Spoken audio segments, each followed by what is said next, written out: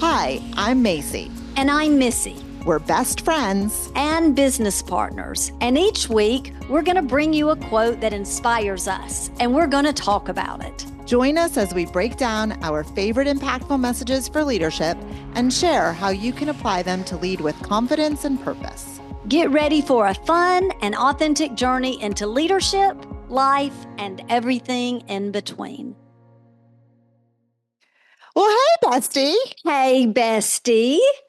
Here we are, another week. And this week, we actually have first time ever. Yes, we do. Yes, for the first time ever, we have one of our family members. I mean, I say our family. He really is part of my family. So I'll say our family members. Claim him. Yes, I will. This week, Missy, we actually have your husband, Dr. Chris Washam, joining the podcast. We are excited. It is going to be so great. Yes, Chris is joining us. I'm excited too. I hope he doesn't make us call him Dr. Washam. Just kidding. I do know he's very excited. He falls in our cheerleader camp.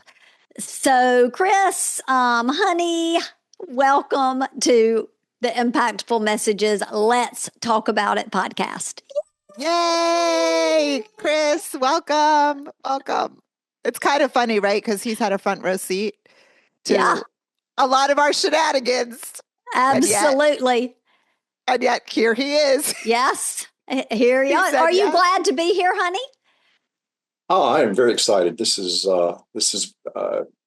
like you say, I have a sort of a sideline seat watching you guys do your thing, and it's never really boring. It's very much a pleasure to be a part of it. Like I said, you know us and you still said yes. So that says something. That says something about you. I'm not sure what it says, but it says something. So today, Chris, as you know, on our podcast, we talk about a leadership quote. We break it down. We want to apply it to not just those that are leading in their job, in their career, but also in their families and community. So I think we have chosen a great quote for you. But before we share the quote that we're going to talk about, Miss, why don't you go ahead? Why don't you spill all the beans, introduce your husband, our guest for today, Chris Washam. Chris Washam, my dear husband of 35 years almost. We are glad you're here. Chris, talk a little bit about what you do. Tell our audience about who you are. Oh, okay. Well, this is my 35th year of working in higher education. I've had the job as long as I've had the wife. They came along at roughly the same time. I spent 15 years at the University of Louisiana at Monroe, where I was the director of the Human Performance Lab, and then I came to Mississippi College in 2005 and to serve as the chair of the Kinesiology department. And so I've been doing that now for 20 years, and this is my 20th year. And then just in the 1st of June, I was asked to serve as the interim dean of the School of Education and Human Sciences here at Mississippi College. And honey, tell about the leadership stuff you've been doing. While simultaneously still being the chair of the Kinesiology department. Also, we have a degree in. We just started this in the last couple of years. A degree in organizational leadership, and I don't know if y'all have ever talked about this, but when Missy became involved with the John Maxwell organization, I actually went and became certified as a leadership speaker, trainer, coach. And there's a class in that program called Basics of Effective Leadership. So I was asked to start teaching that. It's a graduate class. Start teaching that class. And you're loving it, aren't you? It's fantastic. And I base it on the John Maxwell's 21 Laws book. All the students have to buy the book. So I've sold a lot of books for John. And I'm sure he appreciates it. It's interesting. I had a couple of students this last semester tell me that they were going to require their like, for example, some of them were working in over in the admissions area of the university, and they were going to require all their people in admissions to get the book and read it. Well, That's great. I think this is all a great segue into the quote we chose for the week. Yes. And this is it. The best way to learn is to teach someone else. Peter Drucker said that. Isn't that just perfect? Yes, and Chris that wasn't even scripted. I What know, Chris it said. wasn't. So It was absolutely great that he wasn't. just like let us into it. So Chris, we would love for you to get us started. We're going to talk about it. What do you think when you hear the quote, the best way to learn is to teach someone else? And so this is two parts. What do you think when you hear the quote? And in your current roles, how does this quote show up for you? Oh, actually, in one of the classes I've taught, it's actually the only class I've taught virtually every year of my 35-year career. I actually tell a story in this class every semester about this thing that we talk about, and it's a biomechanical concept called planes of movement. And I tell my students, I said, that you need to understand that when I was in school, I never understood what planes of movement were. I said, I learned what was necessary for the test.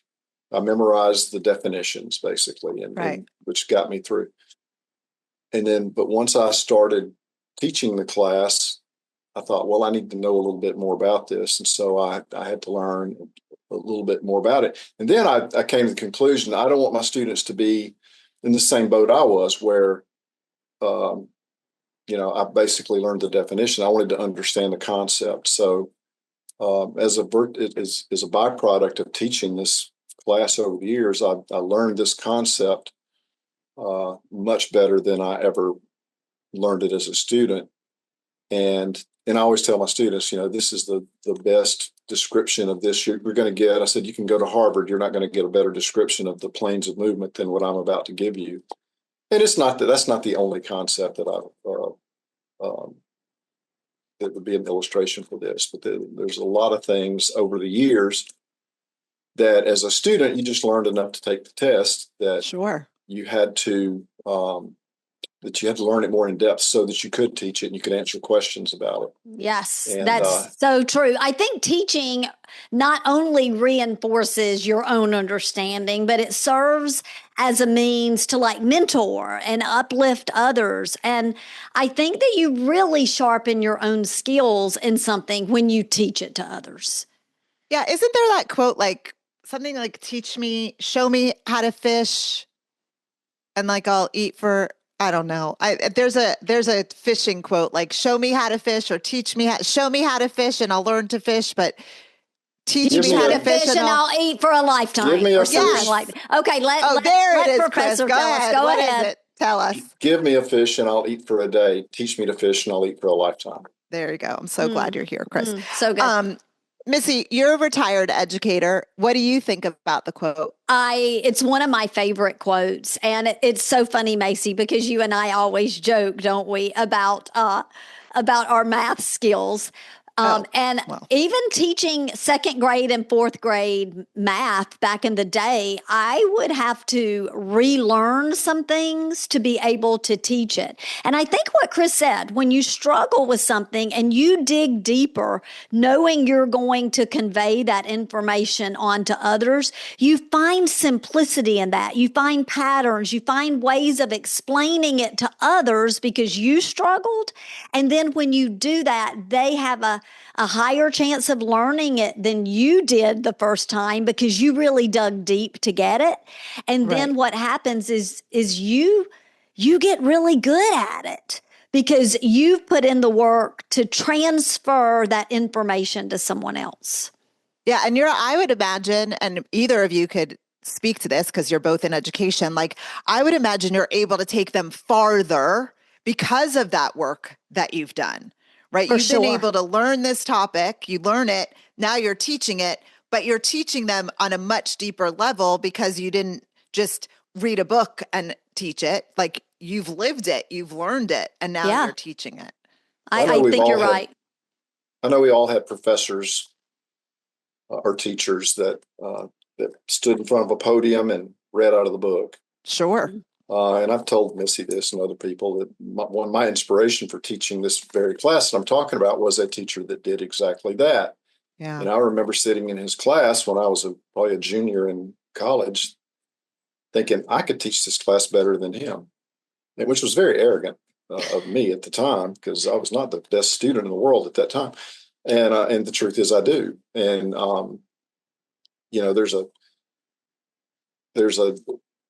and the expectation when you're a student is that you know enough to pass the test. Right. The expectation when you're a professor is that the students understand what they're doing, what they're learning, so that they can use it down the road.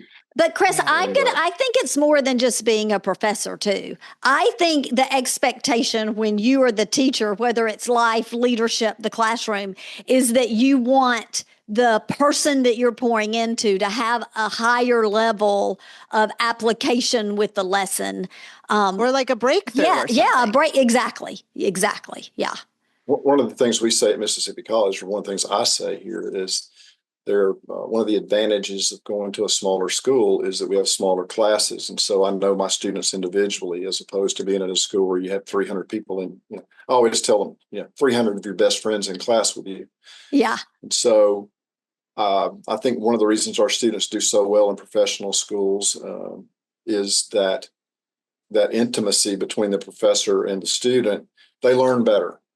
Yeah, absolutely. Yes. We had Joe Paul with obviously Chris, who he was a guest on our podcast, and we talked about the impact that he makes because he knows everybody's name, and how I went to a very large university that I couldn't even tell you the chancellor's name, the president's name, let alone people in those 300 plus size classes. Let me ask you this, Chris. Obviously, you wear a lot of hats in your roles. More every day, it seems yes. like. Yeah. What strategies are you using to encourage learning amongst not just your students, right? That kind of is par for the course when you're a professor. What strategies are you using to encourage continuous learning amongst your faculty and your staff? Well, university faculty are expected to do lifetime learning. They're expected to go to conferences and read the current literature and all that, and they get credit for it, like toward tenure and promotion. So it's sort of a built-in factor within the academic community, or within academia, that's part of your job, is to keep up with the most current thinking within your discipline. So I guess we don't really have to encourage people to do that. That's part of their job, is to do that. Now, we do have to evaluate that. So because there's an expectation that they do that. And so if you have a situation where someone's not doing that, then you have to encourage them in various ways. Really good. So we know, the three of us know, and probably many of our listeners, is that the goal of growing is to never stop, right? Do you do anything in particular, honey, for your students to help them develop and grow outside of their area of study? One of my favorite sayings that I made up is, and one of my professors quotes it back to me all the time, is that we teach more than what's in the books. We teach life skills. We teach study skills, which are honestly a part of life skills. The ability to discipline yourself to sit down and learn things, even though you maybe don't like what you're learning, or have no interest in it, but still you're able to discipline yourself in order to learn it. That's a life skill. That's important, and that goes across the disciplines and even outside of the university community, just to people in general. Sometimes there's things you're going to have to do and things you're going to have to learn that you're not enamored with. It's just not interesting to you. Are you talking about cooking? Are you like doing a? Well, No, Okay, good. I wasn't. Yeah. But now that I you weren't mention calling, it, you weren't calling Missy out for her lack of cooking. No, Okay. no. I think one thing It's okay you if you look. do. I mean, No, but that's not what you're referring to. no. I think though, if you look at successful people, one of the traits of a successful person is their ability to have the discipline to do things that they don't enjoy and don't like just because they feel like they have to do or they know they have to do them. well, that is great. And so finish your, but I have kind of a segue question. So finish what you were going to say. I didn't mean to interrupt. No, I was just going to say, if you look at, you know, if you look at a academic discipline or a job field that's considered to be hard. Let's just use Morgan for example, our son for example. He's in medicine, pre-medicine. There are a lot of medical topics that I'm sure he did not enjoy. In fact, I know there were because he told me. But nevertheless, he knows he has to learn those because it's a part of the overall big picture. Yeah. It's the same for somebody that's a cook. There may be things that they have to cook that they don't enjoy cooking, but they know they have to be proficient at it because it's part of the overall job. So I want to challenge you for a second, though, if I can. I understand what you're saying, but do you think that there is a time and a place to say, I don't enjoy this part of my role, I'm going to pass it on to someone who might love it? Now, of course, something like medicine and Morgan and going through school, like he's got to learn it, right? Because that's part of it. But in real world, do you think that there is a time that you could say, this is not my favorite thing, I'm going to pass it on to someone who would maybe love it, or who that is their favorite thing, or who that is their strength? I'm just curious from your perspective. I think if you have that privilege, then you'd be doing people a disservice if you didn't pass it down. Okay. However, some people don't have that privilege. Sure. You have to learn even the things that you don't necessarily enjoy. Yeah. And yeah, I was going to make another cooking reference because I did cook when the kids were little, but now I've given that task to you to take care of. They still talk about your meatloaf. They do. They still I talk know. about your meatloaf. I know. Okay. All right. So kind of a segue from that last question is talking about you. So what do you do, or what have you done to increase your learning? I mean, you've been teaching for a long time, but to stay fresh, how do you personally continue to grow in your field? Do you still teach to learn? And I think I know the answer, but I think it's, I'd like to hear from you. Hey, bestie, can I be real about something? Leadership can feel lonely, doesn't it? It can, especially when you're the one that everyone else is looking to for answers, but you've got questions of your own. But we have a solution. We created Impactful Messages, a community for those who are built to lead. It's a private space where real leaders can connect, grow, and get practical insight to lead with purpose. That's right. There's no fluff, just real talk, real tools, and real people who, well, they get it. That's right. And so if you're looking for leadership people, then this is your group. Come join us at www.inspiredpeopleinspirepeople.com. Well, some of the stuff that I teach doesn't change. I teach muscles. Your muscle today is the same as it was in 1820. But probably the biggest thing I've done lately was what I mentioned earlier, was doing the leadership training, because I just remember sitting there listening to these speakers and going, wow, I need to think about that when I do this. And that really applies well to dealing with faculty, or that applies well to dealing with students. I mean, or kids, adult kids. Yeah. People sometimes think that, leadership is only, if you're like the boss and you're over people. No. And I tell my faculty, and actually the last couple of years I've done I picked a law and talked to my faculty about some of this leadership stuff. If you're a college professor or an elementary school teacher, you're a leader over a group of people, whether it's children or grown-ups. And a lot of these leadership principles apply even to little kids. I mean, honestly, it's sure. So I think that the leadership training was integral in expanding the way that I thought about things. And as I've kind of gone into a different role now, where I'm like in a leadership position over a larger number of people, I think it's going to pay even more dividends, just because a lot of these things relate well to when you have a large number of people you've got to deal with. Yeah. And I love that when you were learning and growing something new, maybe obviously then muscles, like you didn't even know why, maybe in the moment, why was this relevant? I teach about muscles. And then fast forward, now you are in a position to lead. Okay. As we were preparing for this episode, I thought of a really fun question for both of you, actually, since you're both in education. So I'm going to ask this, and Chris, you could go first, and then Missy, because catching you off guard, obviously, Miss, you weren't prepared to answer a question, but I really thought about this one, and I really like it. Was there ever a student who taught you more than you taught them? Tears me up. Go ahead, Chris. No, you answer first before you get all worked up. Well, she needs to get herself composed first. Absolutely. Many, many students. But the one that came to mind when you said that is a little girl that I had in my 4th grade class, my last year of teaching, Haley Friday.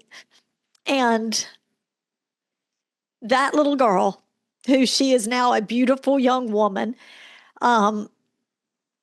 she was the big sister of 2 siblings. Her youngest sibling had been born around the time Morgan had been born, and he was born with many, many disabilities. And I can remember praying for them and that family before they were even at our school. And Mayce, that little girl, taught me more about love and acceptance and support, the way she supported her mom and her family. She was just like this little adult, but in the best of ways. Right. 9, 10 years old. And her relationship with God, it enriched my own relationship with God, because she was so faithful and obedient to what he was calling her to do, and her zeal and love for the Lord was contagious, and I wanted some of that. So Haley Friday was just one of so many. I hope Haley's listening to this. If not, we've got to tag her or something, send it to make her sure. For sure. Boy, that caught me off guard, Mayce. Okay, yeah, Chris. Sorry. Okay, Chris, what about you? Was there a student that you had? Are you crying, said you've been honey? in education. Are you gonna tear up? I know you said you've been in education for 35 years, so I'm sure there had to have been someone in your 35 years that has taught you more than what you taught them. So who could we? Well, not related to muscles, but there was one student that I can't remember his name, and I wouldn't share it if I did remember it. But this was at Missy College, and he was from a extremely poor, terrible family background up in North Mississippi. And it checks all the boxes for horrible. Basically was brought up in a crack house. I think one of his brothers was in prison. The other one was probably headed there. The mother ran the crack house. I mean, it was horrible. And somehow or another, he escaped and was living with an uncle in Vicksburg, and had gotten into school here. And the first time I saw him, this is why I learned something about myself. I thought, that's a waste of a desk. He's never going to amount to anything. And this kid was unbelievable. And it caused me to address some of my own stereotypes about students. And you can't take these kids at face value. He was an exceptional student. And I talked to him several times in my office about getting away from his, I just told him, said, you need to get away from that. And I had talked to him about maybe going into the military and because I think he would have been outstanding. And but he was very reluctant to abandon his mother and his siblings.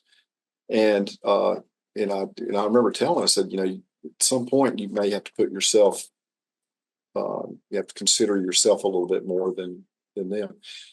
And I don't know what the outcome of that was. All I know that he was a joy to have in my classes. He was just super sharp. But I learned about, the fact that he loved his family and put his family, prioritized his family, even though they were horrible. And I learned that you can't, you can't consider stereotypes when you're dealing with students. With people. Yeah, I love that. With people in general, yeah. And I pray that he was able to escape some of that stuff and didn't get caught back up in that. Yeah. Because he had all the potential in the world. And I hope he found a way out of that. Macy, one other thing I was going to say about Haley Friday, I used to tell her as her 4th grade self, Haley, I want to be like you when I grow up. And I still do. Okay, Chris, let's segue. Outside of, let's call it textbook teaching, what was the hardest lesson you ever had to teach? I've had some students that, I told you we teach more than what's in the books, and who were not doing well in, say, really, in this one example I'm thinking of wasn't even my class, it was somebody else's class. And so I got to talking to them about study skills. And that was to change someone's mindset about how to study from basically what they had to do in high school to what you have to do in college, which is 2 different things. A lot of people never crack a book in high school and they come to college and they try to do the same thing. And I know somebody who was like that. So I had one particular student that explained to me how they studied and all that. And I said, they were here for tutoring is what they were here for. I said, okay, well, here's your tutoring. I said, go sit in there and I want you to write all your notes. So about 15 minutes later, they came in, said, okay, I wrote all my notes. I said, okay, go write them again. They kind of looked at me funny. Back in, they went. About 20 minutes later, they came back in. I said, well, here's my second copy. I said, okay, good. Go make a third. And I said, oh, and by the way, draw the pictures. And and I said, and also outline the chapter in the book, whatever. Anyway, and this person, they were getting mad by this time because I bet. Like our second hour. And they came back in. I said, now you understand what it means to study. Reading notes is not study, and you have to get, you have to write it and maybe write it multiple times and all this.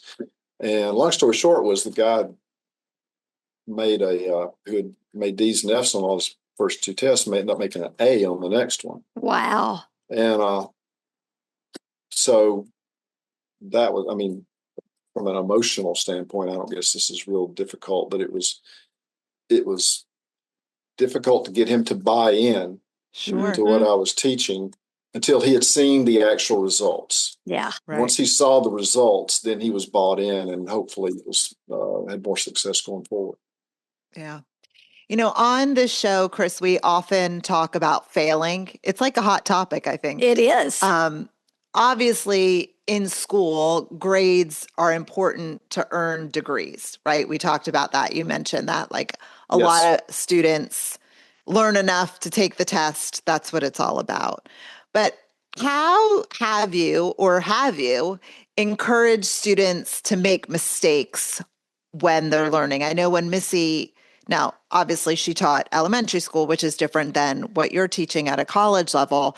But Missy has shared many times about in her classroom, she had a big sign, mistakes are welcome here, right? And that encouraged kids to, if they made a mistake, it was okay. It's not going to be, fatal for you to not know your ABCs or your 1, 2, 3s in this moment. But at a college level, what does that look like as far as encouraging students to make the mistake? Like, does that happen at the college level? Or, I mean, talk about that. No, Doesn't happen. no. Or not in some classes, in your class. I think you have to be very careful to not create a mindset of acceptance of mistakes. Now, mistakes are inevitable in life, and you have to teach students to learn from mistakes so that they don't repeat them. But you don't want to get into a situation where you appear to be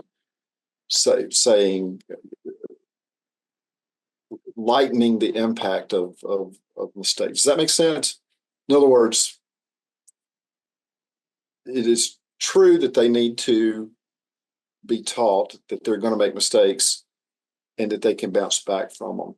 But you don't want to make light of mistakes. I mean, let's face it. If you're in any discipline, you're striving for excellence, and so in an environment where you're striving for excellence, you have to be somewhat intolerant of mistakes, but you don't want to be intolerant to the point where somebody gives up because they make some. Does that make sense? Yes. Yeah. It's interesting, Right, Mayce, isn't it? Because it's very collegiate, a very collegiate answer. Yeah, which is not surprising. Yeah. No, I agree. Yeah. Right. That's why I didn't say very much, because I am like really taking it in to hear that different perspective, especially with your background in elementary and my background, being a straight A student and not really ever wanting to make mistakes, but now knowing how important mistakes are to making. So that's why I love what we get to do, is because we do hear all of these different perspectives, and it's not right versus wrong. It's not like our way of viewing mistakes is better. It's just different, and I love it. It's different perspectives. It's different sides of the beach ball. Yeah, I love it. For sure. Yeah. Okay. Well, you have to consider one more thing about this. Whether or not you're doing a student a favor by blowing off their mistakes. There is a strong, I guess you'd say, current society today of not punishing mistake. Not punishing is the wrong word. Not being critical of mistakes and things like that. And you see this in education quite a bit. I question that. I think that mistakes have to be pointed out so that you don't repeat them. Yeah. Yeah. No, for sure. All right. Last question as we kind of wrap up. Do you believe, Chris, that anyone at any age, whether it's a baby, a toddler, all the way up to, however old the oldest person on this planet is, I don't know. Do you think that do you believe that everyone has something valuable to teach? I think that everyone has something valuable to teach. I think that from the very young, we learn about the joy of life. And from the very old, we learn about the difficulties of life and how to deal with both of them. Yes, absolutely. You can learn something from everybody, even if maybe what you're learning is how not to act or how not to behave or whatever. Yeah. Absolutely. I do believe everyone has something to contribute, and sometimes even from sources that you least expected. Yeah. Well, I was going to say, kind of back to the story that you were sharing about the kid in your class. Like, when you saw him, you certainly didn't show up and see him in your class and be like, I'm going to learn something from this kid today. Right. I think sometimes learning from people comes from just various opportunities. So. Yes, absolutely. And one of the blessings of having a job in higher education is that you're exposed to you get a new crop every year, and they all have something to contribute. Everybody's got something to contribute. Yeah. They may not know that they have something to contribute, and part of being an educator is bringing that out of them sometimes. I've heard you guys talk about your classes that you teach and how they come in and they probably don't think that they've got very much to contribute, and you guys find ways to bring that out of them, which is remarkable, especially in older people, because the older people, sometimes it's more difficult. So hesitant. Yeah. Okay, Chris, as we kind of are moving toward the back part of the podcast, will you share with us a leadership lesson that you didn't learn in a course or training, but only through experience? Only through experience. And maybe the experience is your wife not cooking dinner every night. I haven't been able to lead her into that yet. You know,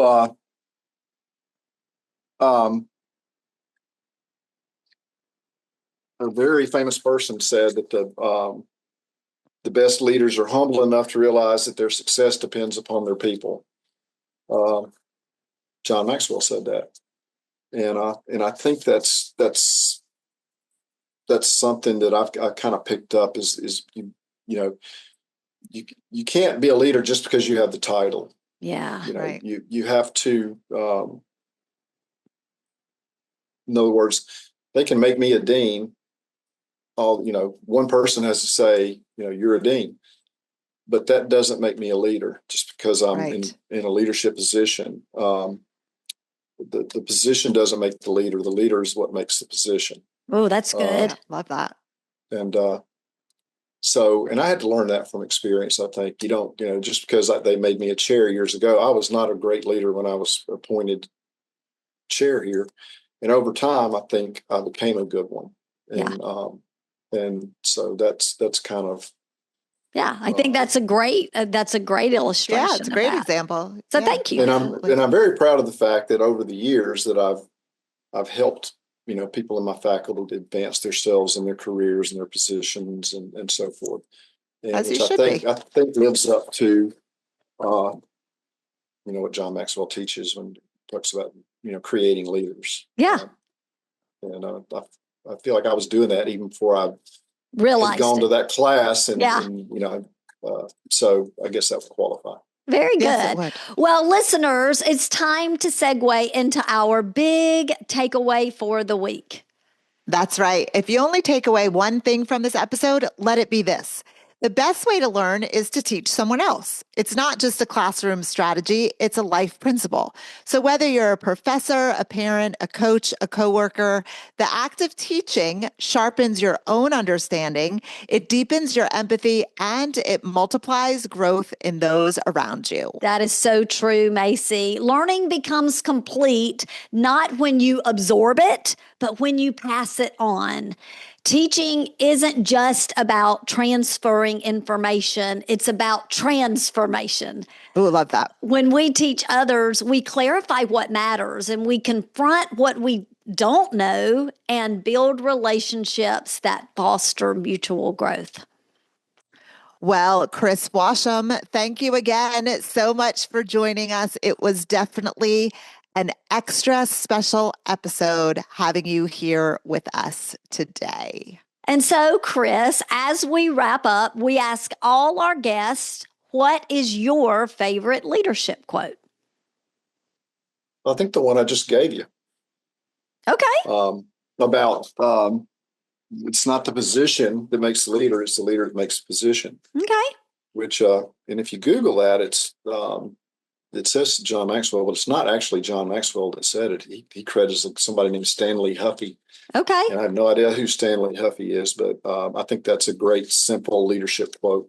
Very good. It's so true, especially for people like in jobs like I have. Yeah, where the title is supposed to be everything. Yeah. Right. I know a lot of people with really nice titles that aren't great leaders. That were a leadership vacuum. Yeah. There was no leadership there. Yeah. Well, very good. Well, listeners, we want to hear from you too. Do you have a favorite leadership quote? Send it our way and we might spotlight it on a future episode. We'll be back next week with another quote and more leadership insights. And you know what we're going to do?